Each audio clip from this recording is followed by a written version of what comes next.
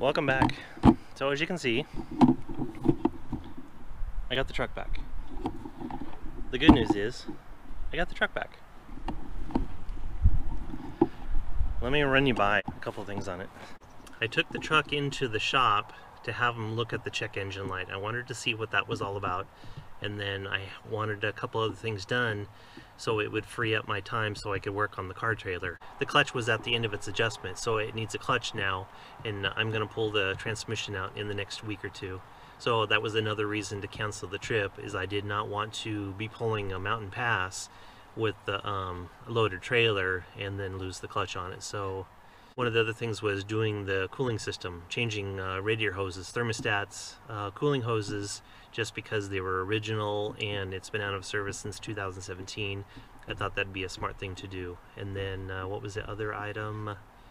Oh, the check engine light come back as the bad ECU. The ECU has failed. Supposedly there's a battery in there that keeps the memory, and I'm hearing conflicting reports that there is no battery in the ECU. So whether or not that's true, I'm not sure. But I have, like I said, the check engine light is on the dash, and then the engine dies. It doesn't idle for very long. I don't know if that was programmed in. California, you're not supposed to idle very long, and then I'm not exactly sure where this truck went or it came from, being a FedEx truck. And then what was the other items?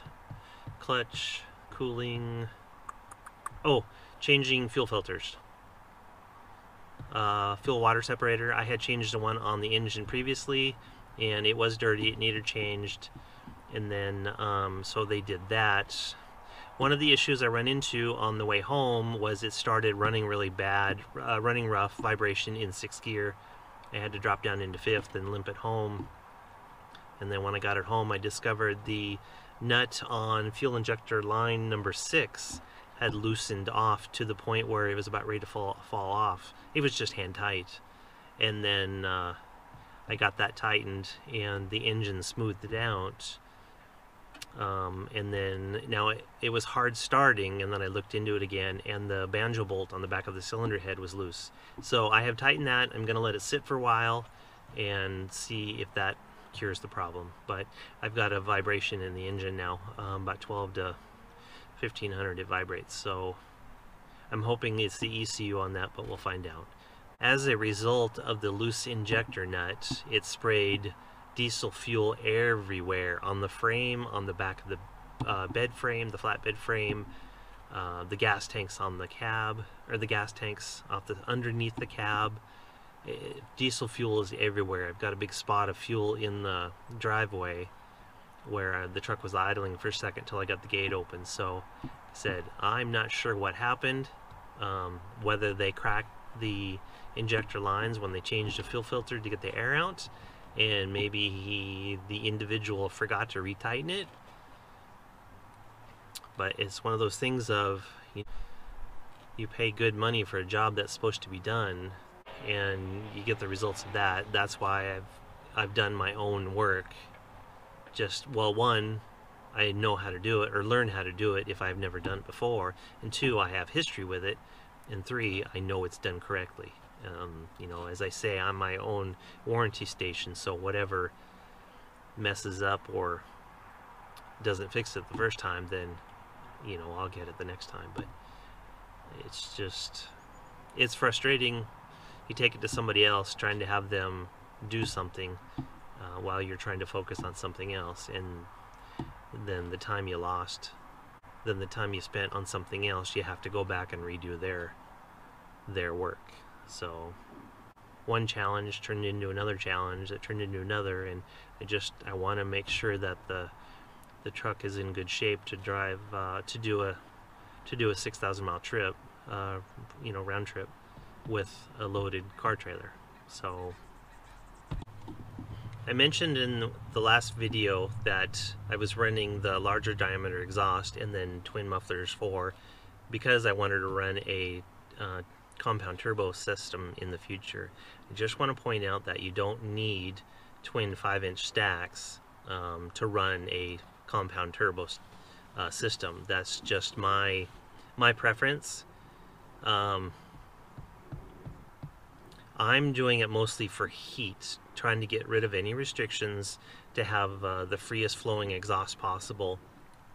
I'm running the mufflers because I don't want the loud noise. On long road trips, straight pipes or noisy mufflers, it gets to be, well, to me anyway, it gets to be irritating after a while.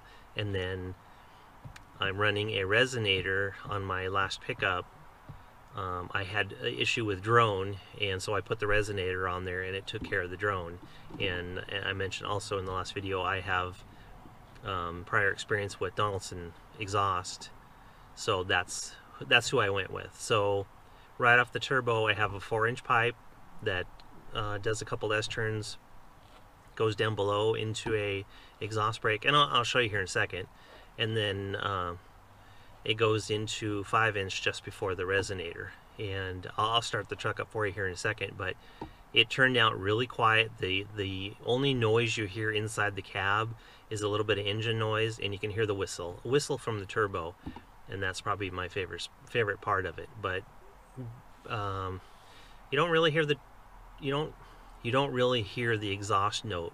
You get a little bit, but not much. And I'll start it up here in just a second and let you hear it. But let me show you the exhaust system, and then I'll start it up. Starting from the turbo itself, it's just straight 4-inch. It's the BorgWarner K27 turbo, and straight 4-inch, and then it goes down below.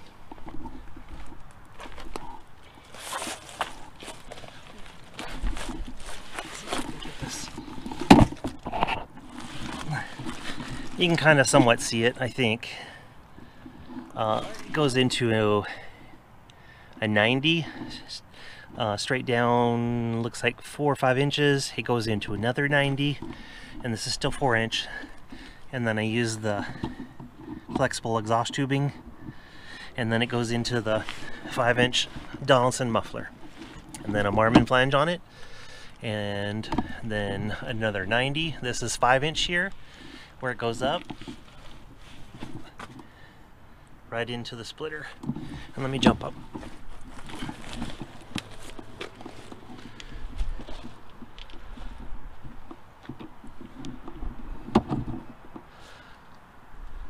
See if you can see it. So from the splitter,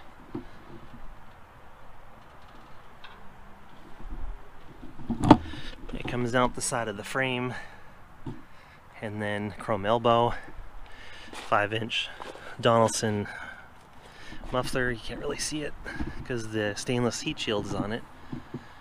And then it goes up, and then it goes into 6-inch, what were they called? Fat 30s or short 30s or something like that. Anyway, a lot of people like the bull hauler horns. I didn't care for those. I can't remember exactly, short 30s or something like that. Anyway, let me show you the other side.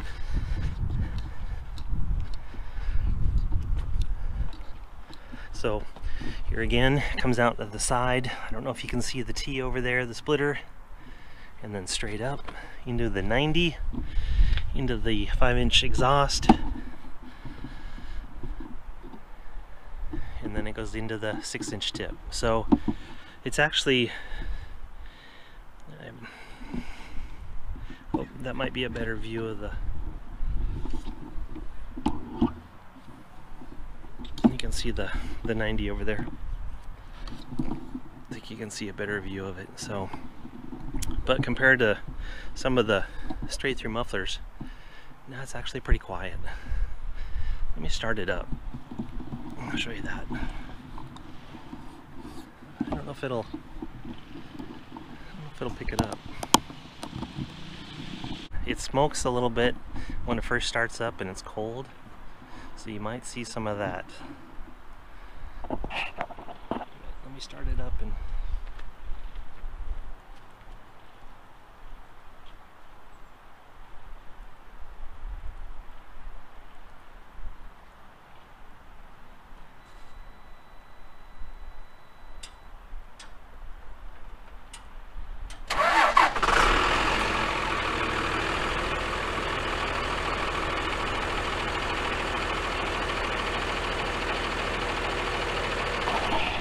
If you were to turn around and not look at the truck and hear it idling, it would sound just like a Dodge pickup. Or you would think it was a Dodge pickup. So once it warms up, the gray smoke goes away. So let me give it a little bit of pedal and see if you can hear it.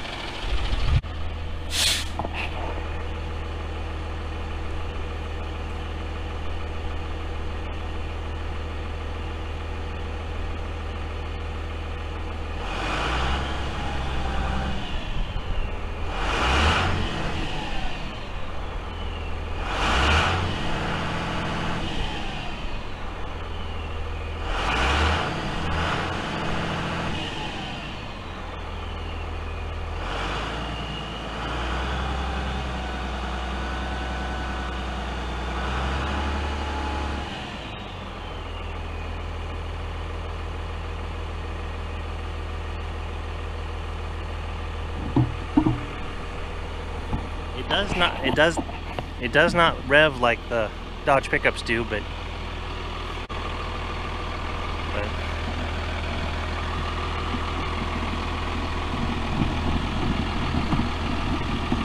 oh, one of the issues with the check engine light, after a second it shuts off by itself. So that was something else they were looking into. It does not idle for very long.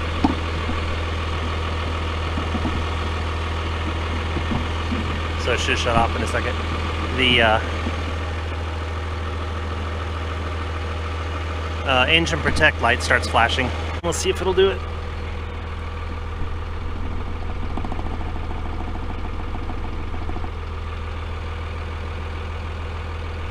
No. Oh, there it goes. I don't know if you can see it or not.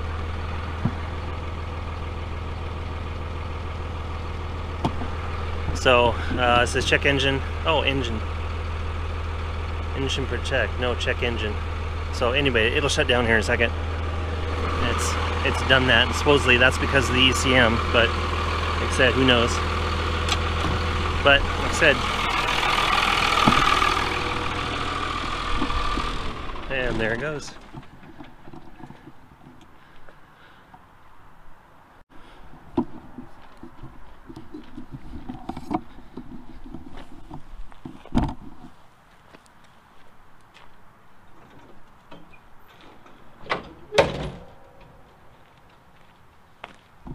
I haven't done the walk around with it since I got it back, but let me go around the other side.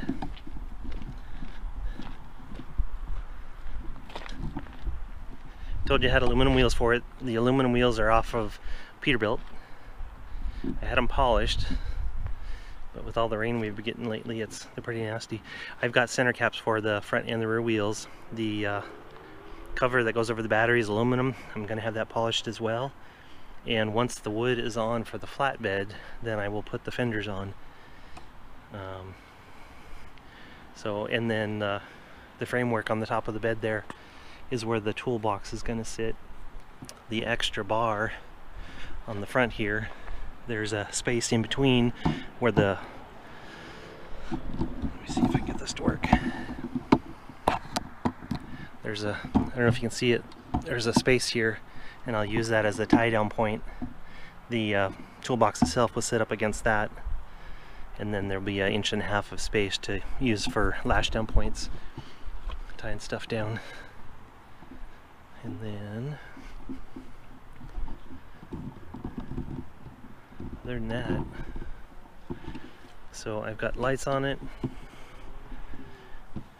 covers for the wheels, and then I've got a different drop hitch ordered, so I'm waiting for that to come in.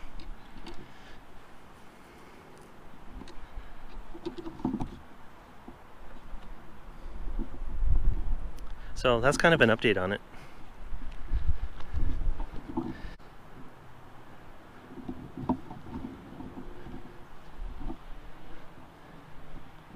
It's just where I'm at with it for right now.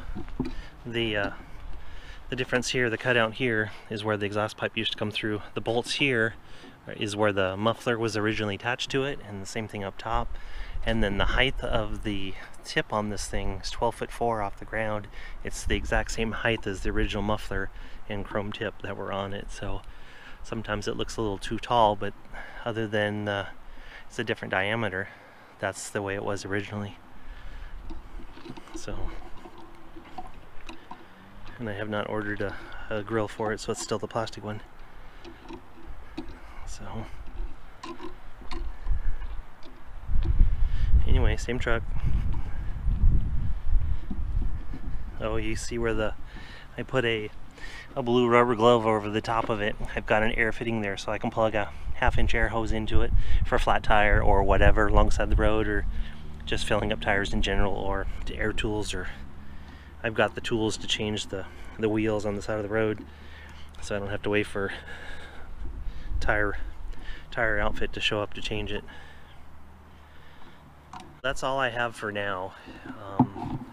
Again, I appreciate you guys watching. If this is something you want to keep watching, hit the subscribe button, and I'll keep posting videos.